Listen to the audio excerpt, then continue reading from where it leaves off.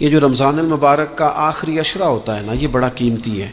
میں پہلے بھی دوستوں سے عرض کرتا رہتا ہوں کہ ہم نا یہ آخری 10 دن اکثر بازاروں میں گھوم کے گزار دیتے ہیں۔ بخاری مسلم میں حدیث ہے، سیدہ عائشہ صدیقہ رضی اللہ تعالیٰ عنہ فرماتی ہیں آخری 10 دن جو رمضان کے ہوتے تھے حضور خود بھی بیدار ہوتے تھے، ہمیں بھی بیدار کرتے تھے۔ رسول پاک صلی اللہ تعالیٰ علیہ وآلہ وسلم نے پتہ ہے روزے دار کی فضیلت کیا بیان فرمائی؟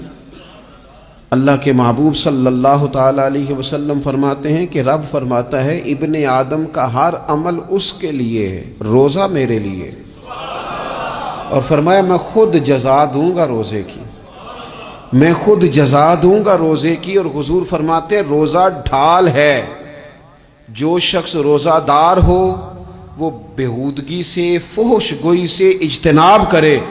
اور اللہ کے محبوب صلی اللہ تعالی علیہ وسلم فرماتے ہیں اگر کوئی شخص اسے گالی دے، اگر کوئی شخص اس سے جھگڑا کرنا چاہے تو پتہ کیا جواب دے؟ اسے کہے بھئی میں روزے دار ہوں، میرے منصب کا تقاضا نہیں کہ میں تیرے ساتھ الجھوں۔ اور رسول پاک صلی اللہ علیہ وسلم فرمانے لگے اوہو اتنی بڑی بات۔ حضور فرمانے لگے، یہ صحیح مسلم کے لفظ ہیں، کریم محبوب فرمانے لگے مجھے اس رب کی عزت کی قسم جس کے قبضے میں محمد عربی صلی اللہ علیہ وسلم کی جان ہے۔ حضور فرماتے روزہ دار کے منہ کی خوشبو اللہ تعالیٰ کے نزدیک قیامت کے دن مشک کی خوشبو سے بھی زیادہ بکت والی ہوگی۔ اس کے منہ سے جو خوشبو آتی ہے قیامت میں مشک پیچھے رہ جائے گا، اور رب کی بارگاہ میں صرف روزہ دار کے منہ سے۔ اگر تیرے منہ کی خوشبو رب کو اتنی پسند ہے تو تجھے بھی تو اپنے منصب کا خیال ہونا چاہیے۔ میرے رسول پاک علیہ السلام نے فرمایا روزہ دار کو 2 خوشیاں ملیں گی۔ ایک خوشی اس وقت ملتی ہے جب وہ افطار کرتا ہے، اور فرمایا ایک خوشی اس وقت ملے گی جب وہ اپنے رب سے ملاقات کرے گا، جب وہ اس سے ملے گا تو اس وقت روزہ دار کو خوشی ہوگی۔ بخاری مسلم میں حدیث ہے، سیدہ عائشہ صدیقہ رضی اللہ تعالیٰ عنہ فرماتی ہیں آخری 10 دن جو رمضان کے ہوتے تھے حضور خود بھی بیدار ہوتے تھے، ہمیں بھی بیدار کرتے تھے۔ یہ راتیں بیدار رہنے کی ہیں، شب قدر کی تلاش کی ہیں۔ نبی پاک نے اعتکاف فرمایا ہے، کوشش کریں جو تو اعتکاف بیٹھ رہے ہیں وہ تو بڑے باعث مبارکباد ہیں، جو نہیں بھی نہ بیٹھ رہے وہ بھی اپنے اپنے علاقے کی مساجد میں کوشش کریں 1 رات مل جائے، 2 مل جائیں، 4 مل جائیں، جتنا اضافی ٹائم ملے آخری 10 دنوں میں وہ مسجد میں گزاریں۔ زیادہ سے زیادہ وقت قرآن پاک پڑھیں، استغفار پڑھیں، درود پاک پڑھیں، یہ 3 ہی وظیفے ان کے ساتھ۔ اور رات کا وقت کوشش کریں قیام میں گزرے، نوافل میں گزرے، جہاں جہاں بھی آپ اس کو ہم نے ضائع نہیں کرنا، تو جہاں موقع ملے کوشش فرمائیں یہ وقت ضائع کرنے والا نہیں ہے۔ یاد آتی ہے تو آنسو بھی نکلتے ہیں، دعا بھی نکلتی ہے۔ تھے کچھ لوگ پچھلے سال جو اس سال موجود نہیں ہیں، وقت تیزی سے گزر رہا ہے، تو یہ سعادتیں بڑی قیمتی ہیں، ان کو ضرور حاصل فرمائیں۔ میرے دوستو خوشی تو جو ہوگی سو ہوگی، لیکن یہ لفظ بڑے حسین نہیں کہ روزہ دار کی رب سے ملاقات ہوگی، یہی لفظ بڑے باکمال نہیں۔ ایک روایت میں تو یہ ہے نا کہ روزہ میرے لیے ہے میں اس کی جزا دوں گا، اور ایک روایت میں یہ ہے کہ روزہ میرے لیے ہے اور رب فرماتا ہے میں خود روزے کی جزا ہوں، یعنی باقی نیکیوں پر ثواب ملے گا، روزہ رکھنے والے کو رب رحمان ملے گا۔ نبی اکرم صلی اللہ تعالی علیہ وسلم کے امت کے صوفیاء نے نا کچھ چیزوں کو بڑا کھولا ہے۔ عارف رومی کہتے ہیں کہ ایک دن نا محمود غزنوی نے خزانوں کے دروازے کھول دیے اور فرمایا بھئی میں نے آج ہر چیز کھول دی ہے، جو جس چیز پہ ہاتھ رکھے گا وہ اسی کی ہو جائے گی۔ لوگ دوڑے، کوئی سونے کی طرف، کوئی چاندی کی طرف، کوئی جائیدادوں کی طرف، کوئی خزانے کی کنجیوں کی طرف، کوئی بڑے بہترین گھوڑے اور اونٹوں کی طرف، لوگ دوڑ گئے، جو جس پہ ہاتھ رکھے گا اسی کا۔ سب بھاگ گئے، ایاز بیٹھا ہے، نہ وہ حسن میں رہی شوخیاں، نہ وہ عشق میں رہی گرمیاں، نہ وہ غزنوی میں تڑپ رہی، نہ وہ خم ہے زلف ایاز میں، وہ لذتیں کہاں۔ ایاز چپ کر کے بیٹھا ہے۔ پھر محمود نے ایاز کی طرف مخاطب کر کے کہا ایاز اٹھنا نہیں، آج لوٹ سیل لگ گئی ہے، جو جس چیز پہ ہاتھ رکھے گا اسی کی۔ ایاز کہنے لگا بات پکی ہے نا؟ تو محمود خوش تھے، موڈ بڑا اچھا تھا، کہا بالکل پکی ہے۔ تو ایاز کہنے لگے چلو ٹھیک ہے۔ ایاز اٹھے، پیچھے سے جا کے نا تو محمود کے کندھے پہ ہاتھ رکھ دیا، محمود کے کندھے پہ ہاتھ رکھا۔ محمود کہنے لگے یہ کیا بات کا، آپ سے میں نے پوچھا تھا بات پکی ہے، جو جس پہ ہاتھ رکھے گا اسی کا نا۔ تو تھوڑی دیر پہلے مسکراتے چہروں میں آنسو آ گئے، ایاز بھی روئے تو محمود بھی روئے۔ کہا بادشاہ پکا رہنا، وہ جن کو خزانے چاہیے تھے وہ دوڑ گئے، مجھے تو چاہیے۔ لنگ کئی مہینے تے برس گئے تے تیری دید نو دیدے ترس گئے، تیری تو ملے گا۔ تو پھر کہا محمود نے، اس نے کہا میں وعدہ کر چکا تھا، بس ٹھیک ہے، باقیوں کے خزانے اور میں تیرا طے ہو گئی۔ فرمایا باقی نیکیوں پر ثواب ملے گا، اور روزہ رکھنے والے کو رب رحمان ملے گا، اللہ کا قرب ملے گا۔ دیکھو نا، وہ خاص انسان کو کیفیت حاصل ہوتی ہے روزے میں، رب کے ہونے کا یقین۔ وہ جو صوفیاء کہتے ہیں نا مراقبہ کرو، وہ نصیب ہوتا ہے۔ یعنی کسی کو کیا پتا ہے اس کا روزہ ہے کہ نہیں، اکیلا ہے نا گھر میں، فریزر بھرا ہوا ہے، نہیں نہ کھاتا، کیوں؟ اسے پتا ہے میرا رب میرے ساتھ ہے، میرا رب مجھے دیکھ رہا ہے۔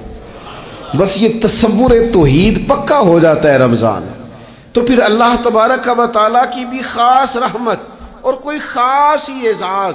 حضور فرماتے ہیں جنت کے کئی دروازے ہیں، ایک باب الریان ہے، اس سے صرف روزہ دار گزریں گے۔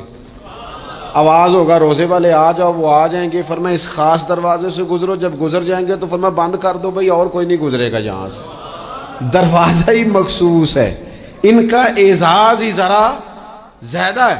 تو میرے عزیز رمضان شریف کے اندر وہ منصب کا بس خیال رکھیں کہ میں روزہ دار ہوں، اس احتیاط کے ساتھ۔ اور دوسری جو رمضان کی چند عبادات ہیں نا، سب سے پہلی تو میں عرض کروں گا تراویح کے حوالے سے۔ یہ بات یاد رکھ لیں کہ نبی پاک علیہ الصلوۃ والسلام نے فرمایا جس نے ایمان اور احتساب کی نیت کے ساتھ رمضان میں قیام کیا، اللہ اس کے پچھلے سارے گناہوں کو معاف فرما دے گا۔ اور ایک مقام پر نبی پاک صلی اللہ تعالی علیہ وسلم نے بیان کیا، یہ مشکات میں موجود ہے، حضور فرماتے ہیں رمضان اور قرآن دونوں قیامت کے دن بندے کی شفاعت کریں گے۔ رمضان کہے گا یا اللہ میں نے اسے دن بھر کھانا کھانے سے باز رکھا، اور تیری بارگاہ کے حکم کے مطابق اس نے اپنے آپ کو ان چیزوں سے بچا کے رکھا۔ اور قرآن کہے گا مالک رات میں نے اسے نیند سے روکے رکھا۔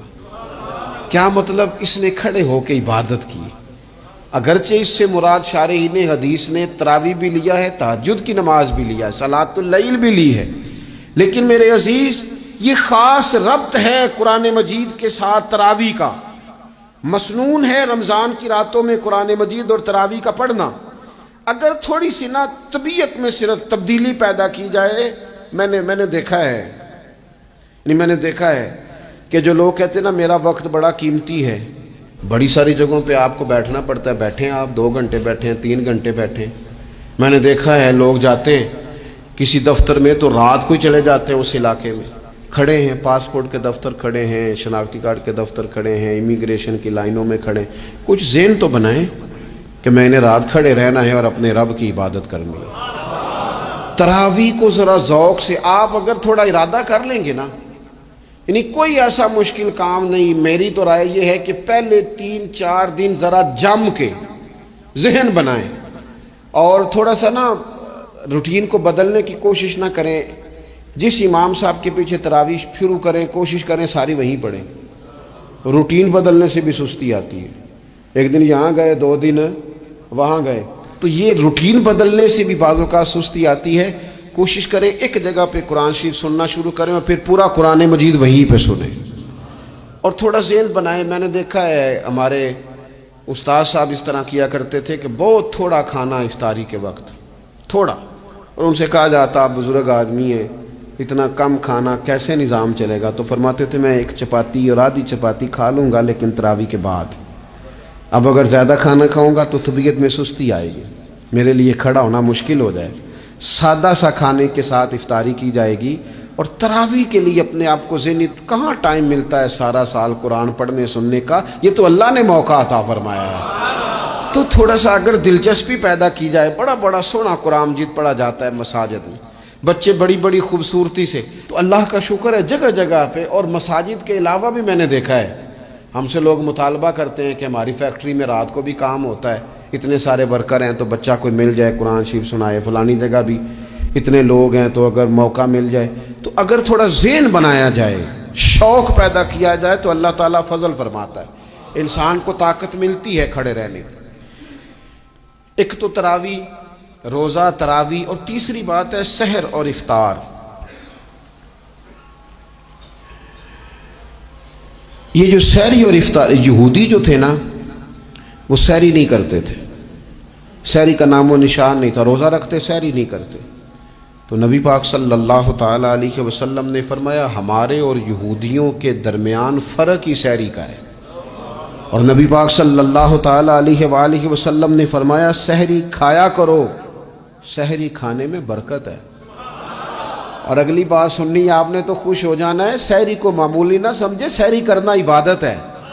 ہاں آپ مت سمجھیں کہ میں روٹی کھا رہا ہوں، یہ تو میرے سامنے دہی رکھا ہوا ہے، یہ تو سالن رکھا ہوا ہے، یہ تو اچار رکھا ہے، تو چپاتیاں رکھی ہیں۔ سحری کھانا عبادت ہے۔ آپ صبح اٹھے، آپ کی تو روٹین ہی اور تھی، تو 7 بجے کھاتے تھے، 9 بجے کھاتے تھے۔ یہ جو آپ صبح کھا رہے ہیں اٹھ کے سحری میں، اپنی مرضی سے تھوڑی کھا رہے ہیں، یہ تو کسی کے کہنے سے کھا رہے ہیں، یہ تو کسی کے بٹھائے بیٹھے ہیں۔ یہ جو سحری کا لنگر ہے یہ رب رسول کی رحمت کے ساتھ عطا ہوتا ہے، یہ کرم ہے، یہ اللہ رسول کے بٹھائے بیٹھے۔ کیا میرے رسول پاک صلی اللہ تعالی علیہ وآلہ وسلم نے بات کھولی ہے، ترغیب و ترہیب میں حدیث ہے، اللہ کرے یہ کبھی چسکا لگ جائے، یہ والا مزہ آ جائے، تو پھر تو گھر میں دسترخوان نہیں بچھا ہوا ہوگا، پھر تو رنگ ہی کوئی اور ہوگا۔ حضور فرماتے اللہ تعالی اور اس کے فرشتے سحری کھانے والوں پر رحمتوں کا نزول فرماتے ہیں۔ کھائی روٹی جا رہی ہے، پکا ہوا کھانا ہے، لیکن حضور فرماتے ہیں رب بھی رحمتیں فرما رہا ہے اور اللہ کے حکم سے فرشتے بھی رحمتوں کا نزول کر رہے ہیں۔ ایک رمضان المبارک وہ عزت اور عظمت والا مہینہ ہے جس کا تعارف کسی عام آدمی نے نہیں، رب کریم کے قرآن نے بیان فرمایا ہے اور میرے مصطفیٰ کریم کی زبان اطہر نے بیان فرمایا ہے۔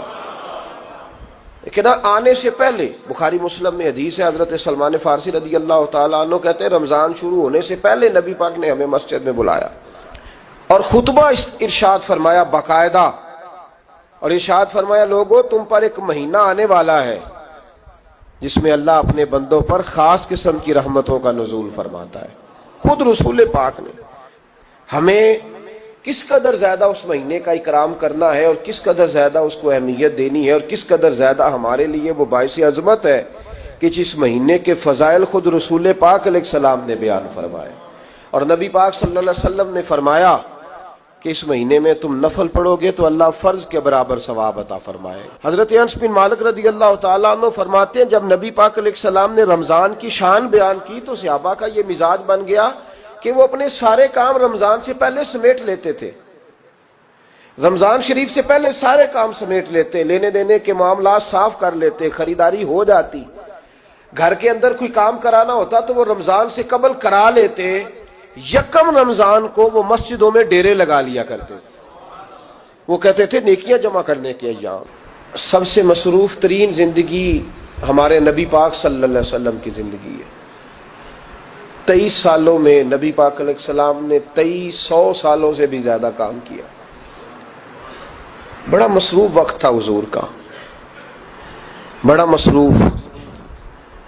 ہمارے یہاں نا میں ایک جگہ پہ حاضر تھا تو ایک بزرگ تقریر فرما رہے تھے، وہ کہہ رہے تھے اب خانقاہوں میں جو اللہ اللہ ہو رہی ہے وہ چھوڑ کے باہر نکلو، اب میدان میں نکلنے کا دور ہے۔ تقریر ختم ہوئی تو میں نے کہا حضرت ناراض نہ ہوئیے گا، ویسے کون سی خانقاہ میں اللہ اللہ ہو رہی ہے جہاں سے آپ باہر نکالنا، تو دور ہی گزر گیا اللہ اللہ کرنے کا۔ حضرت موسیٰ علیہ السلام کا زمانہ مبارکہ ہے، ایک شخص نے اپنے کزن کو، اپنے چچا کے بیٹے کو، چچا زاد کو قتل کر دیا اور خود ہی اس کا مدعی بن کے حضرت موسیٰ کے پاس آیا کہ بتائیے جناب میرے اس بھائی کو کس نے قتل کیا ہے؟ حضرت موسیٰ نے ایک سادی سی بات کی، کیا فرمایا؟ وَإِذْ قَالَ مُوسَىٰ لِقَوْمِهِ إِنَّ اللَّهَ يَأْمُرُكُمْ أَن تَذْبَحُوا بَقَرَةً۔ حضرت موسیٰ علیہ السلام نے اپنی قوم سے کہا کہ اللہ تمہیں حکم دیتا ہے کہ ایک گائے ذبح کرو، گائے کا کچھ حصہ مقتول کو مارو، وہ خود اٹھ کے بتا دے گا مجھے کس نے قتل کیا ہے۔ یہ پہلا سپارہ ہے قرآن مجید کا، آپ اس کو دیکھ لیں، یہ آیت نمبر 67 سے شروع ہو رہا ہے۔ تو اب وہ چونکہ ذبح کرنا نہیں چاہ رہا تھا، اس کو پتا تھا کہ مجرم تو میں خود ہوں، وہ ذبح چونکہ کرنا نہیں چاہ رہا تھا تو اس سے کہا کہ مارو ایک حصہ گائے کا، اس کو تو یہ اٹھ کے بتا دے گا۔ تو اس نے جواب کیا دیا؟ قالوا اتتخذون ہزوا، یعنی لگا آپ میرے ساتھ مذاق کرتے ہیں، کبھی ایسا بھی ہوا ہے؟ قال اعوذ باللہ ان اکون من الجاہلین، حضرت موسیٰ علیہ السلام فرمانے لگے میں اللہ کی پناہ مانگتا ہوں میں جاہلوں میں سے ہو جاؤں۔ ہر وقت مذاق کرتے رہنا یہ تو جاہلوں کا طریقہ ہے۔ کن کا ہے؟ حضرت موسیٰ نے کہا ہے، قرآن پاک ہے، ہر وقت مذاق کرتے رہنا۔ خوش طبعی اور چیز ہے، مسکراتے رہنا، لیکن کسی کا مذاق ہر وقت اڑاتے رہنا کن کا طریقہ ہے؟ جاہلوں کا۔ جب کہا نہیں ذبح کرنی ہے تو اب ذرا دیکھیے کرنا نہیں نہ چاہ رہے، قالوا ادع لنا ربک یبین لنا ما ہی، کہنے لگے اے موسیٰ پھر آپ نہ رب سے دعا کریں کہ وہ ذرا کھول کے بتائے وہ گائے کس طرح کی ہو۔ ارادہ نہیں نہ ذبح کرنے، آپ دعا کریں۔ قال انہ یقول انہا بقرۃ لا فارض ولا بکر، فرمایا کہ رب کہتا ہے وہ گائے نہ بوڑھی ہو نہ زیادہ بچیا ہو، عوان بین ذالک، ان کے درمیان ہو، یعنی جوان گائے ہو۔ فافعلوا ما تؤمرون، کرو جس کا تمہیں حکم دیا جا رہا ہے۔ قالوا ادع لنا ربک یبین لنا ما لونھا، لو اگلی بات سن لو، کہنے لگے آپ دعا کریں رب سے کہ وہ کھول کے بتائے اس کا رنگ کس طرح کا ہو، رنگ بتائیں کس طرح کا ہو۔ قال انہ یقول انہا بقرۃ صفراء، فرمایا رب فرماتا ہے کہ صفراء رنگ کی ہو، یعنی گہرے زرد رنگ کی ہو۔ کہ رب فرماتا ہے اس طرح کی گائے ذبح کرو۔ فاقع لونھا تسر الناظرین، اور جب کوئی اسے دیکھے تو اسے اچھا بھی لگے، آنکھوں کو اچھی لگے وہ گائے، اس طرح کی گائے ذبح کرو۔ لو اتنی باتیں بتا دی۔ قالوا ادع لنا ربک یبین لنا ما ہی، کہنے لگے نہیں آپ پھر دعا کریں اللہ ذرا کھول کے بتائے گائے کس طرح کی ہو۔ ان البقرہ تشابہ علینا، ہمیں ذرا گائے پر شبہ پڑ گیا ہے کس طرح کی ذبح کرنی چاہیے۔ وَإِنَّا انشاءاللہ لمہتدون، اگر اللہ نے چاہا تو ضرور ہم ہدایت پا جائیں گے۔ پھر اللہ تعالیٰ نے فرمایا کہ قال انہ یقول انہا بقرۃ لا ذلول تثیر الارض، گائیں اس طرح کی ہو کہ وہ کبھی کھیتی میں نہ چلائی گئی ہو، یعنی اس کو کبھی کام نہ اس سے لیا گیا ہو۔ بیل کو لوگ لگاتے تھے نا، جو کام آج ٹریکٹر سے لیا جاتا ہے وہ گائے بیل سے لیا جاتا تھا، تو وہ کھیتی باڑی کے کام نہ اس کو لگایا گیا ہو۔ ولا تسقی الحرث، اور نہ اس سے پانی نکالا گیا ہو، نہ کھیت چلانے ہل چلانے میں لگائی گئی ہو، اور وہ جو کنواں ہوتا تھا جس کے گرد گائیں گھومتی تھی، تو کہا وہ بھی کام اس نے نہ کیا ہو گائے نے۔ مسلمۃ لا شیۃ فیہا، وہ ہر عیب سے پاک ہونی چاہیے۔ قالوا الآن جئت بالحق، اب کہنے لگے اب آپ صحیح بات لے کے آئے، اب سوال ختم ہو گئے نا، کہنے لگے اب آپ بات فذبحوہا، انہوں نے ذبح کر دی۔ وما کادوا یفعلون، پر ایسا کرتے نظر آتے، لگتا نہیں تھا کریں گے ذبح پر ذبح۔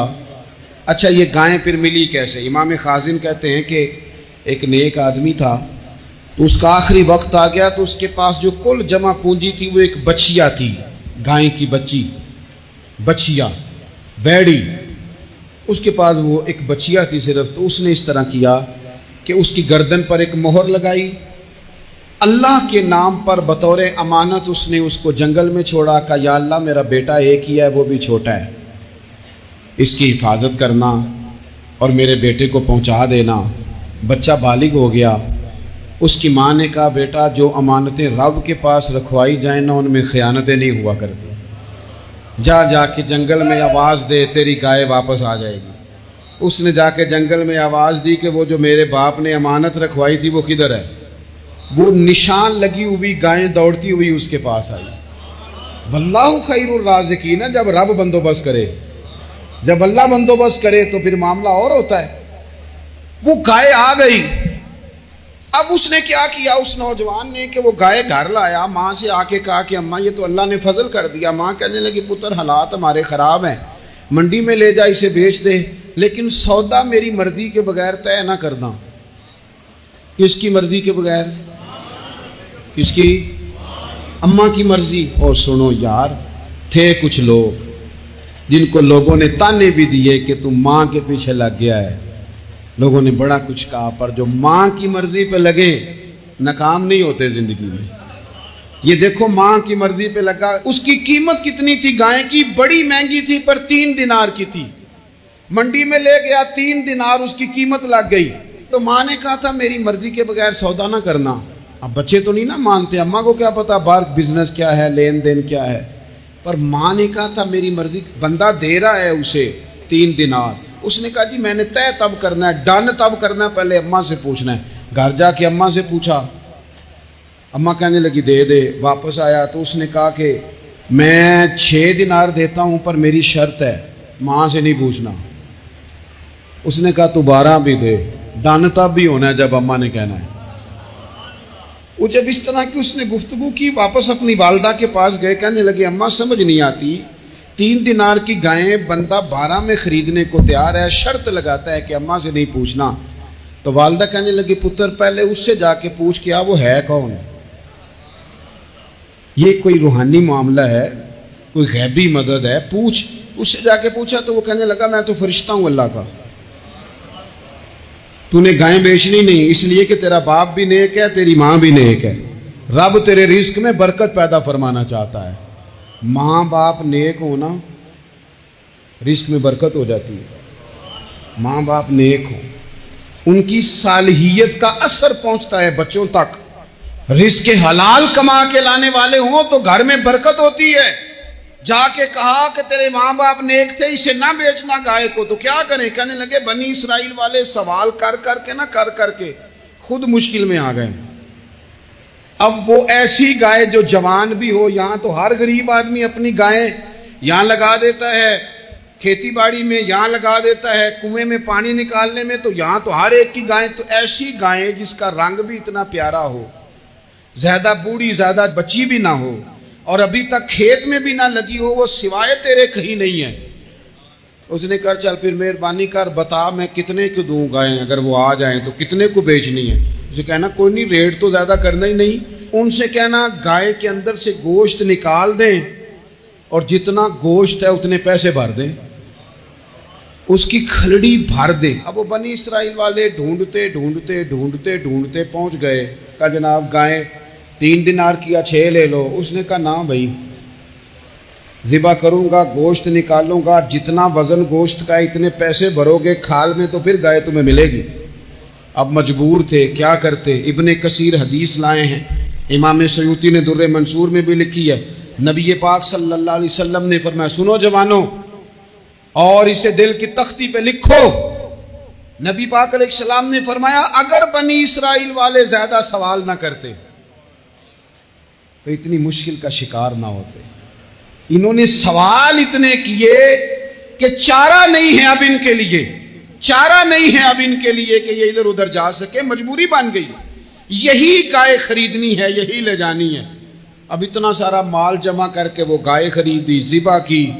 تو مقتول کو جب اس کا ایک حصہ مارا تو اس نے اٹھ کے کہہ دیا یہ جو مدعی بنا ہوا ہے نا، یہی تو میرا قاتل ہے، یہی تو میرا قاتل ہے، یہی تو ہے، اس نے یہ سارا کام کیا. نبی پاک صلی اللہ تعالی علیہ وسلم نے جب پرانی امتوں کی عمریں دیکھی، نہ کسی کی 1000 سال ہوئی، کسی کی اس سے زیادہ ہوئی، تو اللہ کے محبوب علیہ السلام کے دل مبارک میں یہ خیال آیا کہ میری امت کی عمریں تو بڑی تھوڑی ہوں گی، تو کیسے اتنی لمبی نیکیاں کر سکیں گے. تو اللہ تعالیٰ نے پھر لیلۃ القدر عطا فرمائی. گویا اس ایک رات میں جو آدمی نیکی کرے، 1000 دن نہیں. کتنا لوگوں کو شوق ہے کہ کوئی ایسا جیک لگے، یکدم میری ساری چیزیں بڑھ جائیں. اس پر بھی تو ذرا غور کرے نا. یہ ایک رات 1000 دن سے نہیں، 1000 مہینے سے افضل ہے. 1000 यकदम आपकी नेकियों की उम्र 1000 माह तक चली जाती है। कितनी बड़ी फजीलत की बात है। मेरे रसूल करीम सल्लल्लाहु ताला अलैहि वसल्लम खास तवज्जो दिलाते, इस रात के हवाले से खास तवज्जो दिलाते। और ये रात कब होती है?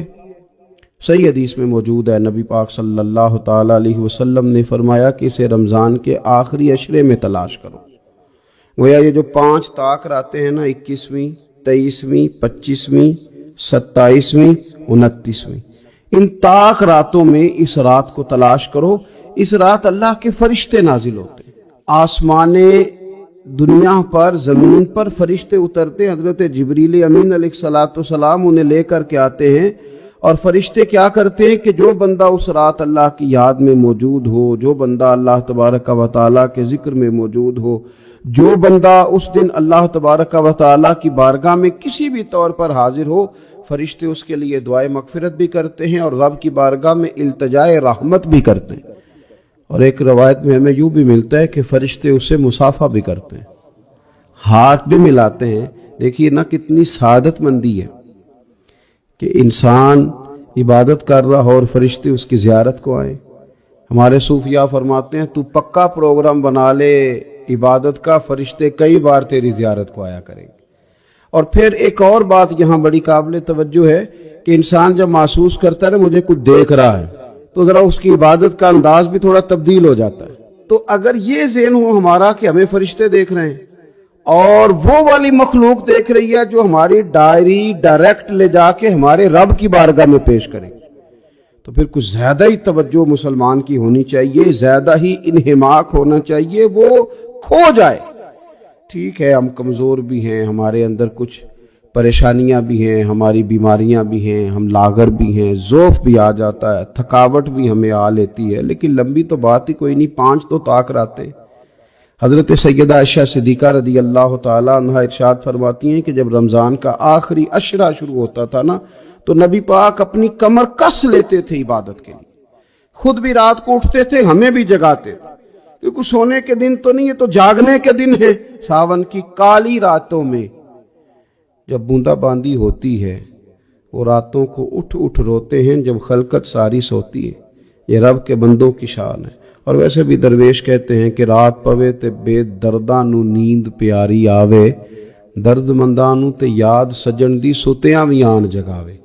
तो ये वक्त है खास, इस खास वक्त इस बात की तरफ जरूर तवज्जो करनी चाहिए। और ये जो कहा गया ना कि फरिश्ते नाजिल होते हैं बिइज़्नि रब्बिहिम मिन कुल्लि अम्र, अल्लाह के हुक्म से आते और हर काम के लिए, हर अमरे खैर के लिए आते। तो इसमें भी हमारे मुफस्सिरीन ने लिखा है कि वो तुम्हारे लिए पूरे साल का फैसला करेंगे कि तुम्हें क्या दिया जाएगा, तुम क्या हासिल करोगे अल्लाह तबारक व तआला की बारगाह से।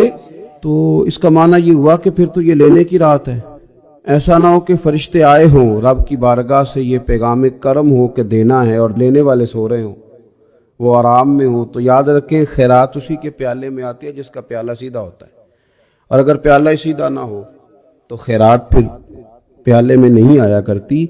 तो फिर इसको जो कहा गया ना कि ये सलामती वाली है, तो इसमें एक और बात भी हमारे फिर मुफस्सिरीन ने लिखी है कि इस रात शैतान तो वैसे ही कैद है, इस रात बंदे का नफ्स भी नहीं उसे तंग करता। ये ताक रातें इतनी हसीन है कि थोड़ी सी बंदा हिम्मत करे तो अल्लाह इबादत के लिए उसके दिल को करार अता कर देता है, उसे सुकून मिलता है, तबीयत ठंडी हो जाती है और वो बड़े जौक के साथ अल्लाह की इबादत करता है। खूब बेदारी का मुजाहरा करें ताक रातों में। हजरत इब्ने अब्बास रदी अल्लाह ताला अन्हो नबी पाक अलैहिस्सलाम के रोज़ा अनवर की तरफ इशारा करके कहा करते थे ज्यादा देर नहीं हुई, इशारा करके कहते थे ज्यादा देर नहीं हुई, इस रोज़ा मुबारक में आराम फरमा। रसूल रहमत अलैहिस्सलाम से मैंने अपने कानों से सुना है, और जब ये बात इरशाद फरमाते थे तो रोते भी थे। फरमाते हैं मैंने खुद नबी पाक अलैहिस्सलाम से सुना है कि जो शख्स अल्लाह ताला की रिजा के लिए एक दिन का भी एतिकाफ करेगा ना, अल्लाह तबारक व तआला उसके और जहन्नुम के दरमियान 3 खंदकों की आड़ बना देगा। और फरमाया उनकी मुसाफत जमीनों आसमान से भी ज्यादा होगी। یہ 3 خندقیں اتنی بڑی جن کی چوڑائی زمین آسمان سے بھی زیادہ ہوگی، ایک دن اعتکاف کر لے تو اللہ اس بندے کو دوزخ سے اتنا دور فرما دے گا۔ بہت سارے لوگ ہیں جن کو بڑا ٹائم ملتا ہے چھٹیاں گزارنے کے لیے، کبھی کسی سیاحتی مقام پر، کبھی کسی سیاحتی مقام پر، خرچہ بھی مل جاتا ہے، کام بھی ہو جاتا ہے، سارے سلسلے بن جاتے ہیں، بڑی بڑی جگہوں پہ لوگ جا کے ٹائم گزارتے ہیں۔ تو ایسا نہ ہو کہ 10 دن اللہ کے گھر میں بھی گزارے جائیں۔ علماء نے لکھا ہے کہ کوشش تو کریں ہر سال اعتکاف ہو، نہ ہو سکے تو چلو چند سالوں کے بعد ہو جائے، اور فرماتے ہیں کہ زندگی میں ایک دفعہ تو اس سنت کو ضرور ادا کرنا چاہیے۔ کوئی بندہ ایسا نہ ہو جو محروم رہ جائے، زندگی میں ایک بار صحیح پر اعتکاف کے ساتھ اپنے آپ کو وابستہ ضرور کرے۔ رمضان المبارک کے اندر آخری عشرہ شب قدر کی تلاش کا عشرہ ہے۔ اللہ کے پیارے رسول صلی اللہ تعالی علیہ وسلم ان 10 دنوں میں خود بھی عبادت کرتے تھے اور گھر والوں کو بھی جگایا کرتے تھے، اور اپنے اہل خانہ کو تاکید فرماتے تھے کہ اٹھو اٹھو، آگے بڑھو، یہ آرام کرنے کے دن نہیں ہیں۔ ہمارے ہاں یہ ہوتا ہے کہ وہ جو آخری 10 دن زیادہ عبادت کے تھے، شب قدر کی تلاش کے تھے، وہ آخری 10 دن سارے بازار میں گزر جاتے ہیں، کپڑے سلوائے جا رہے ہیں، کپڑے خریدے جا رہے ہیں، جوتے خریدے جا رہے ہیں، واپس کیے جا رہے ہیں، دوبارہ لیے جا رہے ہیں، سفر ہو رہا ہے، آنا جانا ہو رہا ہے، عیدیاں بٹ رہی ہیں۔ تو یہ سارے کام جو آخری عشرے میں کرنے ہیں، جو زیادہ عبادت کے دن تھے، وہ سارے کام تو رمضان سے بھی پہلے کر لینے چاہیے۔ کپڑے رمضان سے پہلے خریدے جائیں، پہلے سلوا لیے جائیں، جوتے پہلے لے لیے جائیں، ضرورت کے کام پہلے کر لیے جائیں، جہاں آپ کو جو بانٹنا ہے وہ رمضان سے پہلے کریں۔ وہ مفت کی اپنے دل کو مطمئن کرنا کہ اب میرے پاس یہ بڑے میں خیر کا کام کرنے نکلا ہوا ہوں، میں عیدی بانٹنے جا رہا ہوں، یہ پہلے بانٹنے تھے۔ یہ عجیب بات ہے کہ جو زیادہ وقت مسجد میں گزارنے کا ٹائم تھا وہ سارا ہم نے ضائع کر دیا، وہ ادھر ادھر بازاروں کی نظر ہو گیا، میل ملاپ کی نظر ہو گیا۔ تو اگر چیزوں کو مرتب کیا جائے، میں تو دوستوں سے کہا کرتا ہوں، زکوٰۃ کا حساب، صدقات کا حساب، صدقات فطر کا حساب، جتنے بھی روٹین کے کام ہیں اس کو کوشش کریں رمضان شریف سے پہلے آپ ترتیب دیں، آپ ان چیزوں کو پہلے سے مرتب کریں تاکہ وہ بہترین ہو جائیں۔ ہم تو اس دین کے ماننے والے ہیں جہاں نیت کرو تو اجر شروع ہو جاتا ہے۔ آپ رمضان کی نیت سے جو آج خرچ کریں گے اس کو اللہ تعالیٰ رمضان کے ثواب کے برابر ہی اجر عطا فرمائے گا۔ لیکن وہ ہم نا کچھ لوگ بڑا ایک صاحب مجھ سے کہنے لگے، جی میں نے سنا ہے صدقہ فطر آخری عشرے میں ہی دینا چاہیے۔ میں نے کہا آپ کا پروگرام تب دینے کا، اسی لیے آپ نے یہ گاڑا کر کے سن لیا، ذرا اس کو آپ نے زیادہ غور سے سن لیا ہے۔ آپ جب ضرورت محسوس کریں، جب آپ سمجھیں کہ کسی کو ضرورت ہے، ضرورت کے وقت کوئی چیز کام نہ آئی تو پھر کب جا کے کام آئی۔ تو میری آپ سے یہ اپیل رہے گی کہ پہلے سے چیزوں کو مرتب کریں، معاملات کو پہلے سے طے کریں۔ وہ لوگ بڑے اچھے ہوتے ہیں جو وقت پر منصوبہ بندی کرتے ہیں، جو چیزوں کو ٹائم پہ مرتب کرتے ہیں۔ وہ ٹائم جو ہمارا بالکل اللہ کی بارگاہ میں حاضری کا ہے، عبادات کا ہے، اگر وہ سارا گاڑیوں کی نظر ہو جائے گا، اسفار کی نظر ہو جائے گا تو ہم نے حاصل کیا کیا۔ ایک بات آخر میں بڑے درد کے ساتھ آپ کی خدمت میں عرض کرنی ہے، ہر سال کہتا ہوں، اس سال بھی کہوں گا، ذاتی اخراجات کو کچھ کم کیا جائے۔ ذاتی اخراجات نہ کچھ لوگوں کے بہت زیادہ ہیں، ان کے اپنے لباس کے، کپڑوں کے، اور وہ اخراج میں نے پچھلے جمعے بھی کہا تھا، اسلام ذبائش کی اجازت دیتا ہے، نمائش کی اجازت نہیں دیتا۔ نمائش والے کام اگر تھوڑے چھوڑ دیے جائیں کچھ بھی نہیں ہوتا۔ میں تو شاید اگر میں سینکڑوں کہہ دوں تو غلط نہیں ہوگا، لیکن 20 تو لوگ ایسے ضرور ہوں گے کہ جو عید ساری سو کے گزارتے ہیں، سارا دن سوئے رہتے، پتہ نہیں وہ اتنے مہنگے مہنگے کپڑے کس لیے خریدتے۔ عید کی نماز پڑھی، سو گئے، اور بھئی آپ کا فون بند تھا، جو میں سو رہا تھا جی، تو بھئی وہ جو آپ نے 1.5 مہینہ درزی کے پاس آنا جانا لگایا، وہ کس مقصد کا؟ رات کوئی پہننا تھا، کوئی پرانا جوڑا پہن لیتے۔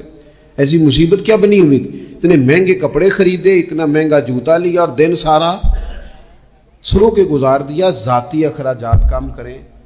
پتہ کیا ہے، فرق بہت بڑھتا جا رہا ہے، بہت بڑھتا جا رہا ہے۔ یعنی ایک جگہ پہ چیزیں پڑی ہیں، خراب ہو گئی ہیں، کھانے کا ٹائم نہیں، پہننے کا ٹائم نہیں، اور ایک جگہ وہ ہے کہ جہاں لوگ دوائی کو ترس رہے ہیں۔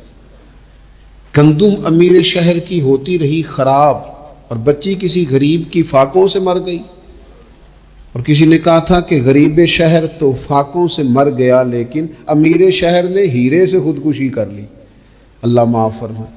تو بہت ساری جگہوں پہ لوازمات زیادہ ہیں، اخراجات زیادہ ہیں، تکلفات زیادہ ہیں۔ اس رمضان میں مہنگائی کا جو زور ہے، حالات کی جو سنگینی ہے، اور تھوڑا پیچھے جائیں تو غریب علاقوں میں جس قسم پرسی کے ساتھ لوگ اپنا وقت بتا رہے ہیں، اگر صرف امیر لوگ اپنے کچھ ذاتی اخراجات کو کنٹرول کرنے میں کامیاب ہو جائیں تو بڑے سارے لوگ ایسے ہیں جن کے لیے وہ خوشیاں بانٹنے کا ذریعہ بنیں گے، اسباب۔